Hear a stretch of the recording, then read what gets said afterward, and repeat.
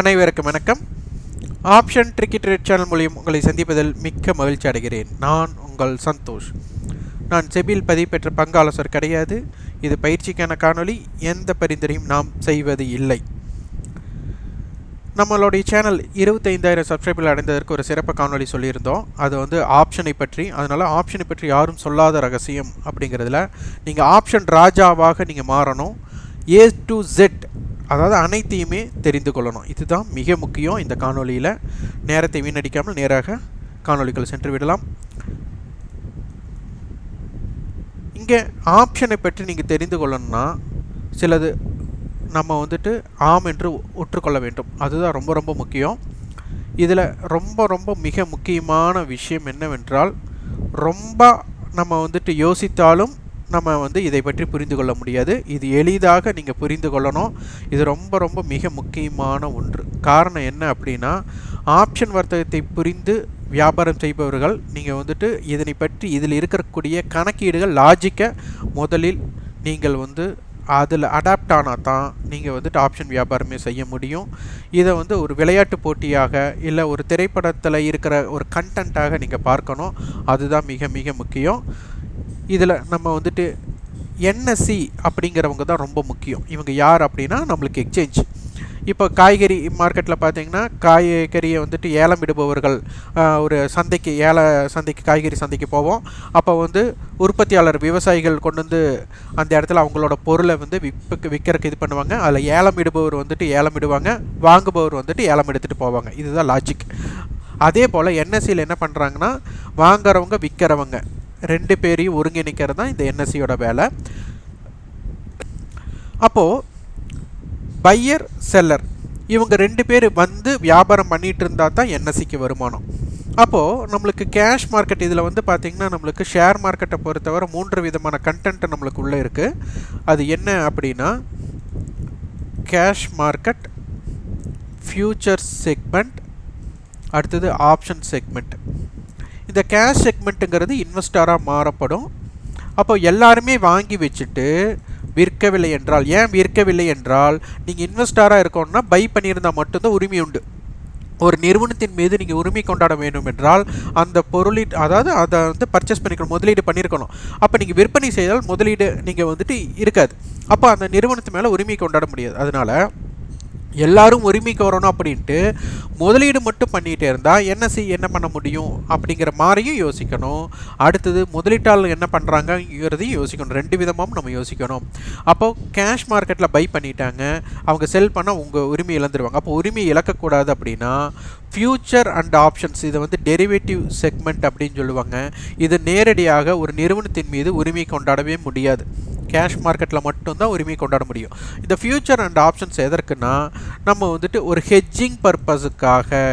இந்த ஹெட்ஜிங் அப்படின்னா அதனுடைய பொருள் என்னென்றால், இப்போ நம்ம ஒரு வாகன காப்பீடு எடுப்போம், இல்லை ஆயுள் காப்பீடு எடுப்போம், இல்லை மருத்துவ காப்பீடு எடுப்போம். எதற்காகனா, எதிர்பாராமல் ஏதேனும் நிகழ்ந்து விட்டால் அதனுடைய நட்டத்தை தவிர்ப்பதற்காக.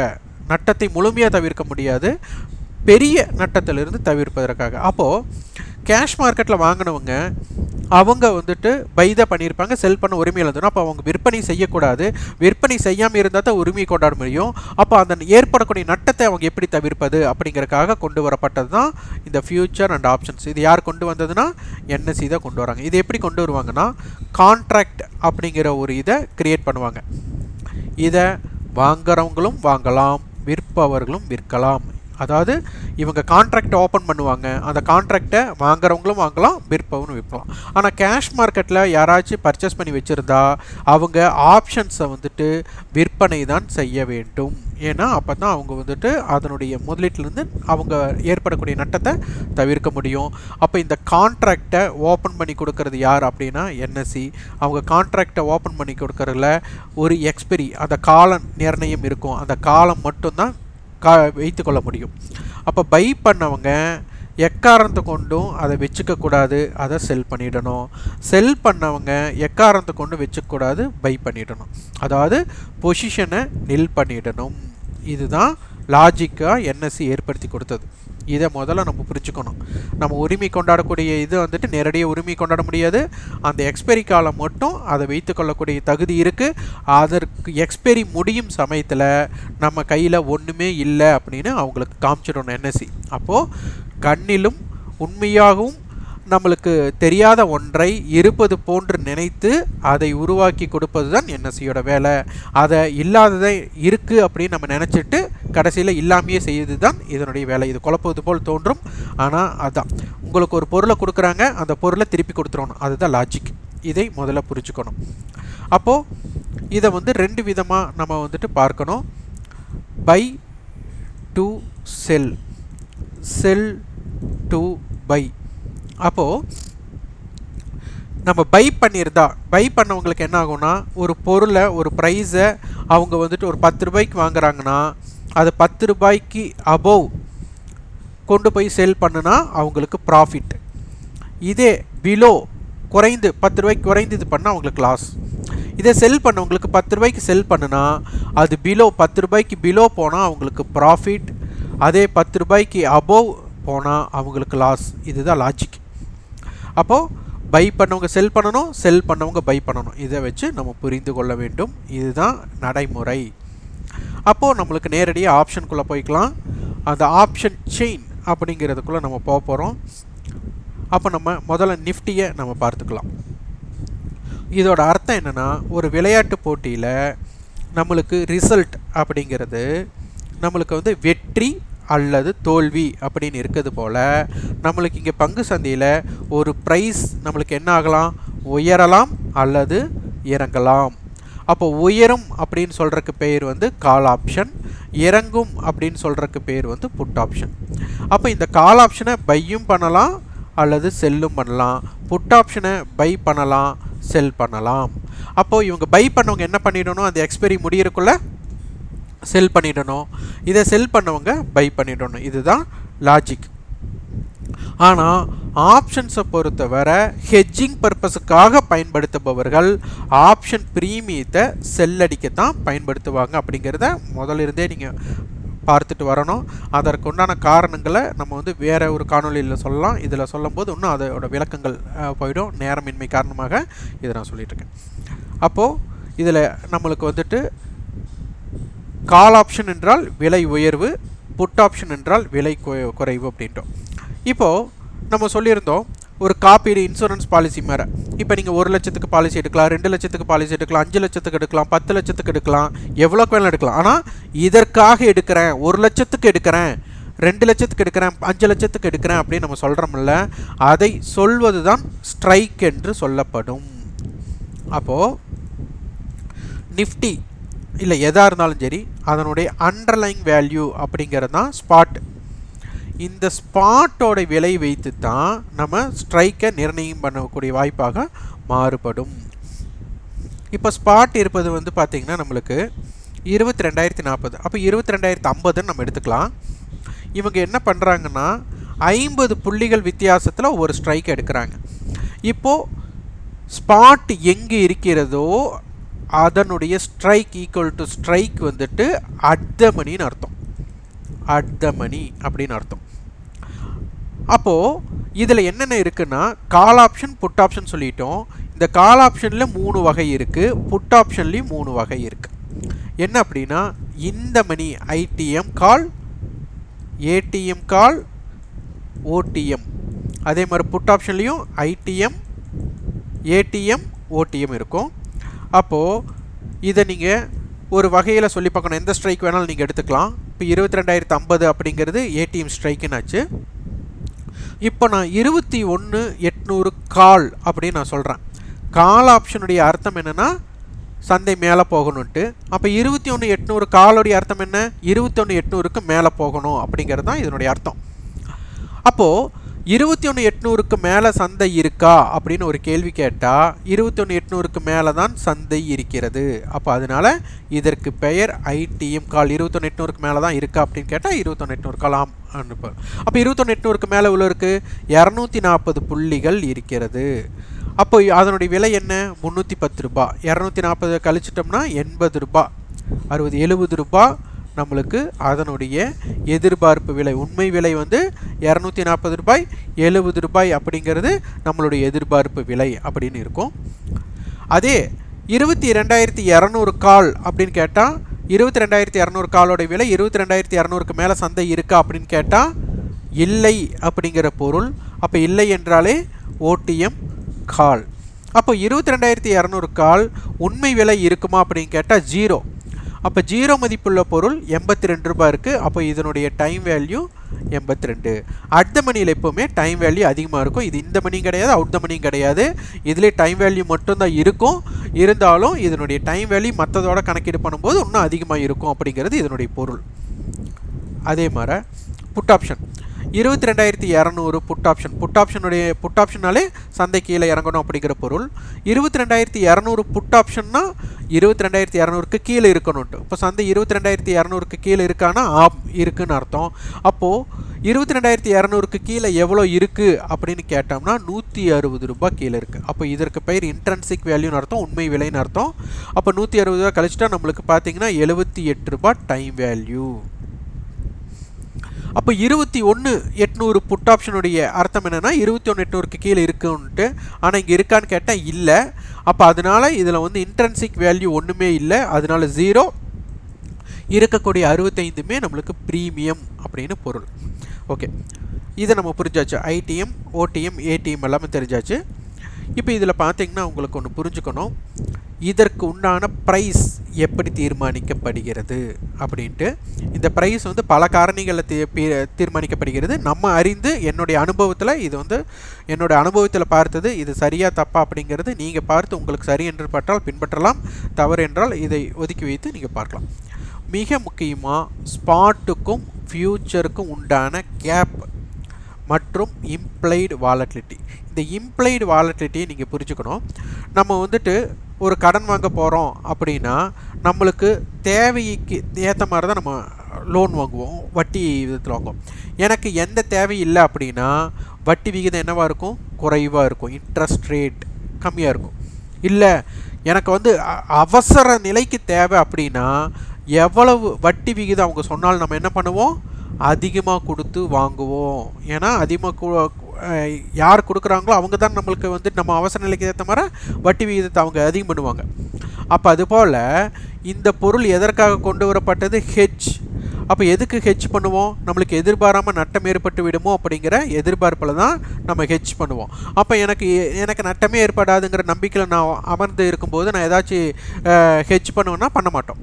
அப்போ அதுபோல் இங்கே இருக்கக்கூடிய இம்ப்ளைடு வாலட்டிலிட்டி அதிகமாக இருந்தால் குறைவாக இருந்தால், இப்போ நம்ம வட்டிக்கு வாங்குகிறோம் அப்படின்னா 1 ரூபா வட்டிங்கிறது ரீசனபிள் ரேட்டாக பார்ப்போம். 1 ரூபாய்க்கு கீழே வட்டி நம்மளுக்கு வந்து வங்கியிலே கிடைக்கும், 1 ரூபாய்க்கு கீழே. இதே 1 ரூபா வட்டிக்கு மேலே பார்த்தீங்கன்னா அவசர நிலைக்கு ஏற்ற மாதிரி நம்மக்கிட்ட டாக்குமெண்ட்டை வாங்கிட்டோ இல்லை டாக்குமெண்ட் வாங்காமையோ இல்லை கந்து வட்டியோ எப்படி வேணாலும் சொல்லிக்கலாம். 10 ரூபா வட்டிக்கு தருவாங்க, 20 ரூபா வட்டிக்கு தருவாங்க, 5 ரூபா வட்டிக்கு தருவாங்க, 2 ரூபா வட்டிக்கு தருவாங்க, எப்படி வேணாலும் தரலாம். அப்போ நம்ம அவசர நிலைக்கு ஏற்ற மாதிரி அவங்க டிமாண்ட் பண்ணும்போது நம்மளுக்கு தேவைன்னா நம்ம வாங்குவோம். அப்போ அதுபோல் இந்த இம்ப்ளைடு வாலட்டிலிட்டி என்ன பண்ணுறாங்கன்னா இது என்எஸ்சியால் நிர்ணயிக்கப்படுகிறது. இங்கே இருக்கக்கூடியது வாங்குபவரும் விற்பவரும் அவங்களுடைய ஹெட்ஜுக்காக எப்படி பயன்படுத்துகிறாங்க அப்படின்னு. அப்போ மறைமுகமாக ஒரு செய்தி இருக்குது, என்எஸ்சிக்கு தெரிய வருது, ஒரு நியூஸ் இருக்குது அப்படின்னு தெரிய வந்தது. அப்போ ஹெட்ஜ் இல்லாமல் இருக்க முடியாது. ஏன்னா நம்மளுக்கு மூமெண்ட் பெரிய மூமெண்ட் ஆகிட்டால் நம்மளுக்கு லாஸ் ஆகிடுமோ அப்படிங்கிற பயத்தில் தான் அப்போ தான் ஹெட்ஜ் பண்ணுவாங்க.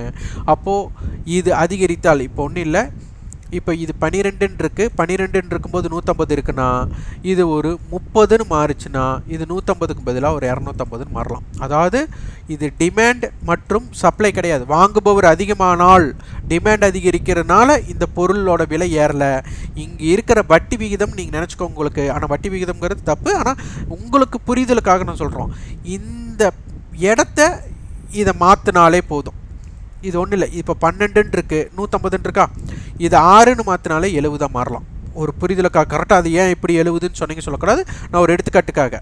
இதே 12க்கு பதிலாக 50ன்னு இருந்தால் இதனுடைய விலை 300ஆகவும் மாறலாம்.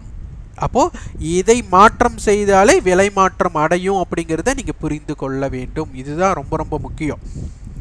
அடுத்தது ஸ்பாட்டுக்கும் ஃபியூச்சருக்கும் உண்டான கேப். இப்போ நான் நிஃப்டியோட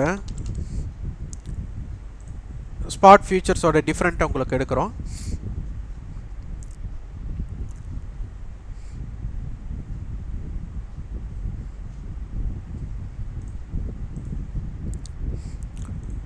இப்போ 22,040 ஸ்பாட்டு, ஃபியூச்சர் வந்து 22,097. அப்போ நம்மளுக்கு பார்த்தீங்கன்னா நம்மளுக்கு ஒரு 57 ரூபாய் அதிகமாக இருக்குது. அப்போ ஸ்பாட்டை விட ஃபியூச்சர் அதிகமாக இருந்தால் அதுக்கு பெயர் வந்து ப்ரீமியம்னு அர்த்தம்.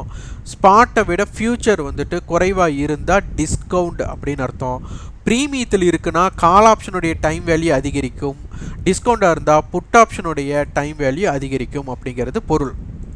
அப்போது ஒரு விலையை தீர்மானிக்க 2 காரணி நமக்கு தெரியாமல் பல காரணிகள் இருக்கலாம், நாம் அறிந்ததை பொறுத்து. அப்போது இந்த இம்ப்ளைடு வாலட்டிலிட்டிக்கும் ஸ்பாட்டுக்கும் ஃபியூச்சருக்கும் உண்டான கேப் அடிப்படையில் இந்த மாறுபடுகிறது. அதற்கப்புறம் இதுதான் ரொம்ப ரொம்ப முக்கியம். இப்போ இந்த 22,050 ஸ்ட்ரைக் காலும் இருக்கிறது, புட்டும் இருக்கிறது. அப்போ என்ன அர்த்தம்? 22,050 கால் ஆப்ஷன் என்னுடையது அப்படின்னா சந்தை மேலே இருக்கணும், 22,050க்கு மேலே இருக்கணும், அபோவ் இருக்கணும், 22,050க்கு அபோவ் இருக்கணும். இதே நம்மளுக்கு வந்துட்டு 22,050 புட் ஆப்ஷன் அப்படின்னா சந்தை பிலோ இருக்கணும். அப்போது 22,050 என்னுடையது அப்படின்னா ஜெயிச்சாங்க, இவங்க கால் ஆப்ஷன் வெற்றி பெற்றால் சந்தை 22,000க்கு அபோவ் இருக்கும் என்று பொருள். 22,050 புட்டு ஜெயிக்கணும் அப்படின்னா சந்தை பிலோ இருக்கணும் அப்படிங்கிறது பொருள். அப்போ இவங்க 2 பேரும் இந்த 22,050க்காக சண்டை போடுகிறார்கள் அப்படிங்கிறதை முதலில் புரிந்து கொள்ளணும். இதை உங்களுக்கு ஒரு எடுத்துக்காட்டுக்காக நான் வந்துட்டு அருணாச்சலம் படம் எல்லாரும் பார்த்துருப்பீங்கன்னு நினைக்கிறேன்.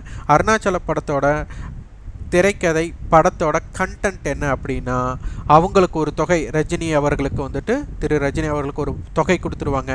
அந்த ஒரு காலம் ஒரு மாதம் இல்லை 10 நாள் 20 நாள்னு ஒரு நிர்ணயம் செஞ்சுருப்பாங்க அந்த படத்தில்.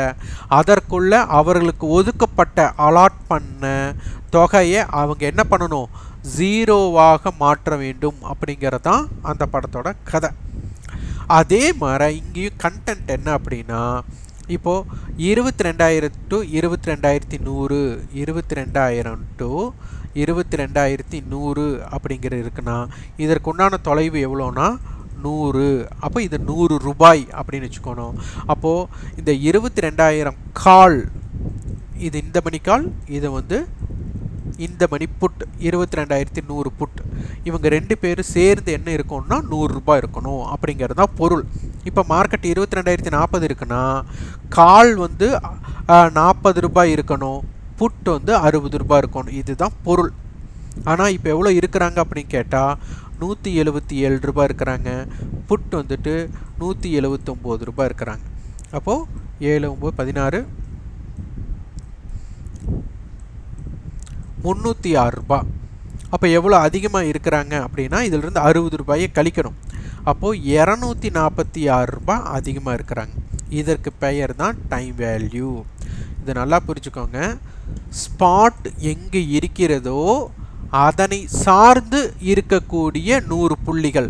இப்போ நாளைக்கு வந்துட்டு 22,150 இருக்கிறாங்க அப்படின்னா 22,100 காலும் 22,200 புட்டும் சேர்ந்தது தான் 100 ரூபாய். அப்போ இதோட அமைப்பு என்னன்னா, இந்த 100 பாயிண்ட் கேப்புக்குள்ளே இருக்கிறது இப்படியே தான் இருக்கும். எங்கே ஸ்பாட் நகர்ந்துருக்கோ அந்த ஸ்பாட் நகர இந்த கேப்பும் அதே மாதிரி நகர வேண்டும். இதுதான் எழுதப்பட்ட விதி.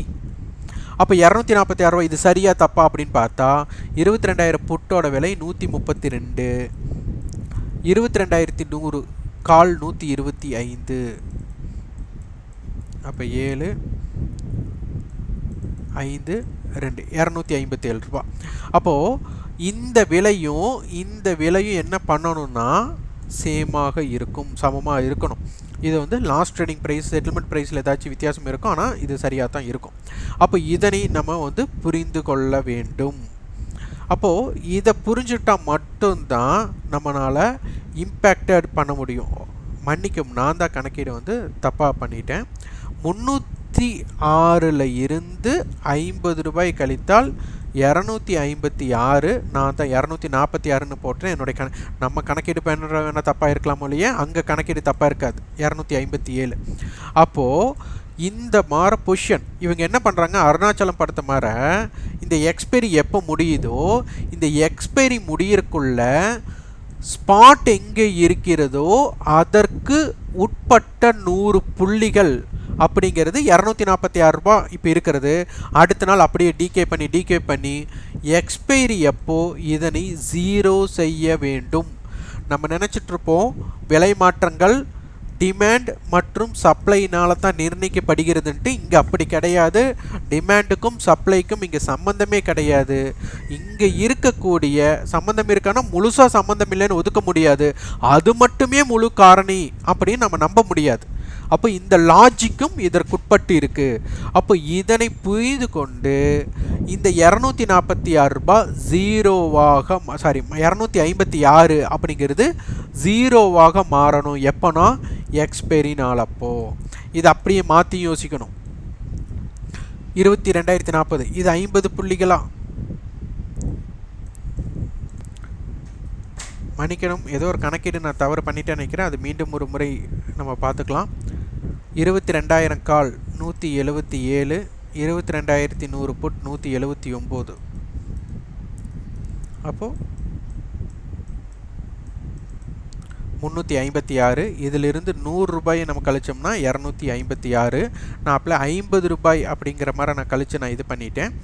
அப்போ இதை முதல்ல நம்ம புரிஞ்சுக்கணும். அடுத்தது பாருங்கள், 22,125 ரூபாய். ஏதோ தப்பு பண்ணிட்டேன் நினைக்கிறாப்புல, பரவாயில்ல, இது திருத்திக்கலாம். 132, 7, 5, 257. அப்போது இது 50 புள்ளிகளுக்குள்ளே பாருங்கள், 22,000 to 22,050. அப்போ இது 177 ரூபாய். 22,050 155 ரூபாய். 12, 332. இது 50 புள்ளி தான். 22,000 to 22,050க்கு 50 புள்ளி தான் தூரம்.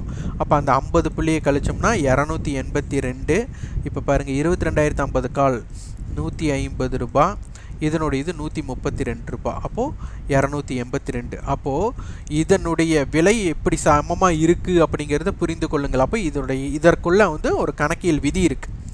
அப்போது இந்த கணக்கியல் விதியை நீங்கள் புரிந்து கொள்ள வேண்டும்.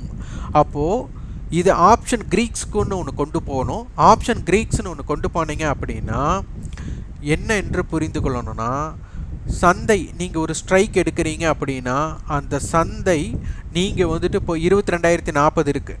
அப்போ 22,040 அப்படின்னா இது 50 புள்ளிகளாக பிரிச்சுக்கோங்க. 22,090, 22,140, 22,200, 22,200, மன்னிக்கணும், இங்கே 190, அப்போ இங்கே 240 அப்படி வரும். அப்படி வரும்போது இங்கே நம்மளுக்கு நெருக்கம் அடைய வேண்டும். அப்போது முதல் 50 புள்ளி ஏறுறவங்களுக்கு ரெண்டாவது 100 புள்ளி, ஏன்னா இங்கே ஸ்ட்ரைக் 50 புள்ளி இருக்கிறனால நம்ம அப்படி எடுத்துக்கிறோம்.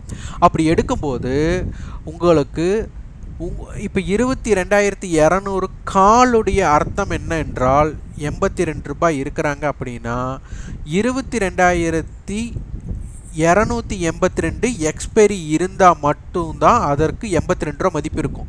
அப்போ எக்ஸ்பைரி 22,282 இல்லைன்னா அதனுடைய மதிப்பு இறங்கிடும். 22,200க்கு கீழே இருந்தால் அப்போ என்ன ஆகிடும், 0வாக மாறிவிடும். அப்போது ஐடிஎம் ஆப்ஷனுக்கு மட்டும்தான் மதிப்பு இருக்கும், ஓடிஎம் ஆப்ஷனுக்கு மதிப்பு இருக்காது. அப்போ அதுபோல் சந்தை ஏறும்போது 22,200 கால் விலை ஏறணும். அதே போல் 22,200 தாண்டிடுச்சுன்னா அதுக்கு உண்டான கிரீக்ஸ் வேல்யூ அப்படிங்கிறது அப்படியே கொடுக்கணும். அப்போ அதனுடைய வேல்யூவை நம்ம புரிஞ்சுக்கணும். இது எப்படி இயங்குகிறது என்றால், இப்போ அந்த கணக்கீடு பார்த்தோம், மீட்டிங் பாயிண்ட் அப்படிங்கிற கான்செப்டை உள்ளே கொண்டு வராங்க. இந்த மீட்டிங் பாயிண்ட் கான்செப்டை 2 வகையில் நம்ம எடுத்துக்கலாம். என்ன அப்படின்னா, நம்ம ஒரு தராசு அது போலும் எடுத்துக்கோங்க. இன்னொரு வகையும் நான் சொல்கிறேன். இப்போது எடைக்கல் தராசு எப்போ சேமாக இருக்கும் அப்படின்னா, இந்த 2 பக்கமும் சேம் வெயிட் அப்படி இருக்கும்போது தான் நம்மளுக்கு இருக்கும். அப்போ சேம் வெயிட் இருக்கணும் அப்படின்னா அப்போ இந்த 2 பக்கமும் அப்போ இந்த இடத்துல நம்மளுக்கு 22,050 இருக்குன்னா இந்த காலுடைய விலையும் புட்டோட விலையும் என்னவா இருக்கணும், ப்ரைஸ் சேமாக இருக்கணும் அப்படிங்கிறது லாஜிக்.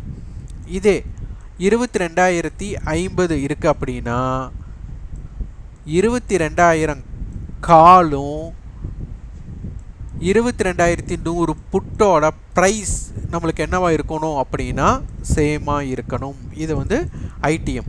இது அப்படியே ஓடிஎம்மாக பார்த்தோம்னா 22,000 புட்டும் 22,100 காலும் ப்ரைஸ் சேமாக இருக்கணும். இதுதான் லாஜிக்காக இப்படி தான் அமைக்கிறாங்க. ஏன்னா நம்மளுக்கு அந்த 100 புள்ளிகளுக்கு கேப்குள்ளே இருக்கிற ப்ரைஸ் சேமாக இருக்கும்னு சொன்னோம்ல, அதனால் இதை எப்படி புரிந்து கொள்ளலாம்னா, இப்போது 22,000 அப்படிங்கிறக்கும் 22,100 அப்படிங்கிறக்கும் நம்மளுக்கு வந்து நம்மளுக்கு ட்ரெயின் இயங்குது அப்படின்னா இதனுடைய தொலைவு 100. அப்போ இவங்க ரெண்டு பேருமே சேம் ஸ்பீடு இருந்தால் இவங்க என்ன பண்ணுவாங்க, 22,050 இவங்க ரெண்டு பேரும் சேம் ப்ரைஸ் இருக்கணும். இதுதான் லாஜிக். ஆனால் யாரோ ஒருவரோட ஸ்பீடு அதிகரித்தால், இப்போ 22,000 காலுடைய ஸ்பீடு இன்க்ரீஸ் பண்ணிடுறாங்க. இதோட ஸ்பீடு வந்துட்டு ஒரு 100ம் 22,100 புட்டோட ஸ்பீடு வந்து 50ன்னு வச்சிட்றாங்க. அப்போ என்ன பண்ணிடுவாங்க, 22,000 கால் என்ன பண்ணிடுவாங்கன்னா அந்த மையப்புள்ளியை தாண்டி போயிடுவாங்க. அப்போ அவங்க ரெண்டு பேர் என்ன பண்ணுவாங்க, வேறு வகையில் இணைவார்கள். இதை தான் நம்ம புரிந்து கொள்ளணும். அப்போது 22,000 அப்படிங்கிறதும் 22,100 அப்படின்னு எடுத்துக்கிட்டதும் இவங்க ரெண்டு பேர் என்ன பண்ணுவாங்கன்னா, இவங்க கண்டிப்பாக இங்கிருந்து ஒரு ட்ரெயின் கிளம்புறாங்க, இங்கிருந்து ஒரு ட்ரெயின் கிளம்புறாங்க அப்படின்னா இவர்கள் இருவரும் ஏதேனும் ஒரு இடத்துல மீட் பண்ணணும். அந்த மீட்டை வந்துட்டு கரெக்டாக இந்த இடத்துல நடந்தால், மையப்புள்ளியில் நடந்தால் ஸ்பீடு வந்து சேம் அப்படின்னு அர்த்தம். இதே இந்த இடத்துல இணைந்தால் இங்கிருந்து வருபவர்கள் வந்து வேகம் அதிகமாக வந்திருக்காங்க, இங்கிருந்து வந்தவங்க வந்து வேகம் குறைவாக வந்திருக்காங்கன்னு அர்த்தம். இதே இந்த இடத்துல இணைந்தால் இங்கிருந்து வந்தவங்க வேகம் குறைவு, இங்கிருந்து வந்தவங்க வேகம் அதிகம்னு அர்த்தம். ஆனால் இவங்க ரெண்டு பேர் இணையாமல் இதை கடக்க முடியாது, இவங்களும் கடக்க முடியாது. இதுதான் மீட்டிங் பாயிண்ட் கான்செப்ட். இதை நீங்கள் புரிஞ்சுக்கணும். இப்போ பாருங்கள், இப்போ 22,100, இப்போ மார்க்கெட் 22,050 பக்கத்தில் இருக்குது. இப்போ பாருங்கள், இவங்களோட விலை 177, இவங்களோட விலை 179. அப்போது ஸ்பீடு அப்படிங்கிறது ஓரளவுக்கு சரியாக இருப்பது போல் தோன்றுகிறது. இதுவே இவங்க 177ம் இவங்க ஒரு 130 அப்படி இருந்தால் இவங்க தான் ஸ்பீடு அதிகமாக, கால் ஆப்ஷன் சைடு ஸ்பீடு அதிகமாக இருக்குதுன்னு அர்த்தம். அப்போ இதை புரிஞ்சுக்கணும். அப்போது இதே பாருங்கள், 22,050. இப்போ நாம் 22,050 நம்ம வந்து 21,900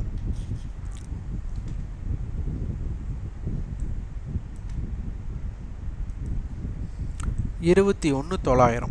அப்போ இங்கேருந்து நம்மளுக்கு எவ்வளோ பாயிண்ட்டு, நம்மளுக்கு 3 ஸ்ட்ரைக். அப்போ அதே 3 ஸ்ட்ரைக் இங்கே போனோம்னா நம்மளுக்கு இவங்களோட விலையும் இவங்களோட விலையும் சேமாக இருக்குது. புரியுதுங்களா? அப்போது இது திட்டமிட்ட ஒன்று, பிளான்டு. நம்மளுக்கு இப்படி தான் இருக்கணும், பிளான் பண்ணிட்டாங்க. அப்போ நம்ம அருணாச்சல படம் மாற இந்த எக்ஸ்பைரி எப்போ இவங்க அதற்குள்ளே இருக்கிற டைம் வேல்யூ பொண்ணில் நம்ம இதுக்கு பார்த்தோம். இப்போ 21,900 டு 22,200 அப்படின்னு பார்த்தா இதற்கு உண்டான தொலைவு 300 புள்ளிகள். அப்போது 21,900 எவ்வளோ இருக்கணும், 140 ரூபா இருக்கணும். இவங்க எவ்வளோ இருக்கணும், 160 ரூபா இருக்கணும். இதான் லாஜிக். அப்போ 21,900 வந்து 238 ரூபா இருக்கிறாங்க, இவங்களும் 238 ரூபா இருக்கிறாங்க. அப்போ 16 7 476, 176 ரூபா டைம் வேல்யூவா. அப்போ உடனே இவங்களை எடுத்து பாருங்கள், 82, இவங்க 93, 175 ரூபா. அப்போ நினச்சி பாருங்கள், இது வந்து ஒரு திட்டமிட்ட ஒன்றாக இந்த மாதிரி ஃபார்மேஷனில் தான் விலை மாற்றம், ப்ரைஸ் ஏற்றம் இறக்கம் அடைகிறது அப்படிங்கிறத புரிஞ்சுக்கணும். இப்போ நாளைக்கு வந்து மார்க்கெட் வந்துட்டு இங்கே எப்படி இருக்குது, இப்போ நம்மளுக்கு 22,000 டு 22,100, நாளைக்கு வந்து 22,250 இருக்குன்னா 22,200ம் 22,300ம் அதற்குண்டான விலை வந்துட்டு இதன் அடிப்படையிலேயே அமையணும். இந்த ஃபார்மேஷன் எப்படி இருக்கோ அதே ஃபார்மேஷன் இங்கே வரணும். இதுதான் லாஜிக். அப்போ இதையெல்லாம் நீங்கள் புரிந்து கொண்டால் இந்த ஆப்ஷன் வர்த்தகத்தில் நீங்கள் வந்து ராஜாவாக இருக்கலாம் அப்படிங்கிறது தான் இதனுடைய பொருள். இதுதான் ஆப்ஷன் கிரீக்ஸ் அப்படின்னு சொல்லுவாங்க. இதனுடைய விலை மாற்றம் இப்படித்தான் அமையும் அப்படிங்கிறது தான். அப்போது விலை மாற்றம் எப்படி அமைகிறதோ அதன் அடிப்படையில் ஆப்ஷன் கிரீக்ஸ் அமையணும். அந்த ஆப்ஷன் கிரீக்ஸோட முழு அட்டவணை ஆப்ஷன் செயின்லேயே இருக்குது. இதுதான் ஃபுல் ஃபார்மேஷன். அப்போ இந்த தொடர் நம்மளுக்கு வந்துட்டு 50 புள்ளிகளுக்கு உண்டான தொலைவுகளோட இருக்கக்கூடிய தொடர் இதன் அடிப்படையில் தான் அமைய பெற்றது அப்படிங்கிறது. இது முழுக்க ஒரு கணக்கீடு, மேத்தமெட்டிக்கல் கால்குலேஷன் அப்படிங்கிறத புரிந்து கொள்ளுங்கள். இதற்குண்டான தொடர்பை நீங்கள் புரிந்து கொண்டால் ஆப்ஷன் வர்த்தகத்தில் நீங்கள் ராஜாவாக இருக்கலாம். இந்த காணொளி உங்களுக்கு பயனுள்ளதாக இருக்கா அப்படிங்கிறத கமெண்ட் பாக்ஸில் நீங்கள் வந்து ஃபீட்பேக்காக பதிவு பண்ணுங்கள். இந்த காணொளி உங்களுக்கு பிடித்திருந்தால் லைக் பண்ணுங்கள், ஷேர் பண்ணுங்கள், சப்ஸ்கிரைப் பண்ணுங்கள். கண்டிப்பாக உங்களுக்கு ஃபீட்பேக்கை கமெண்ட் பாக்ஸில் பதிவு பண்ணுங்கள். நன்றி, வணக்கம்.